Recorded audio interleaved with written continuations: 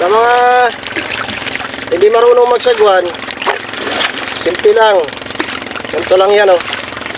So, ibig sabihin,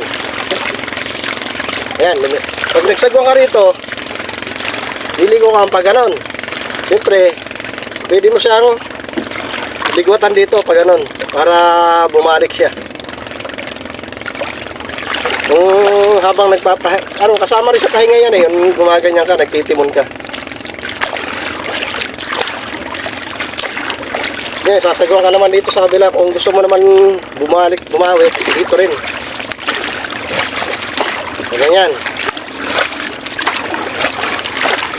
E di, siyempre, liliko ka naman ng paganto. E di, punta rin mo naman ang sagwan dito sa kabila. Kaya kabilaan. Pero kung sanay ka naman dito sa kabila, yan, sumubra na yung ano mo, lumiko ka na ng store. Ganyan mo lang din, oh. Liliko na siya.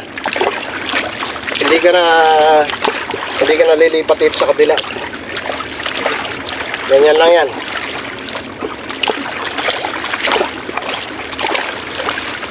Nahabakan yung laot sa gilid.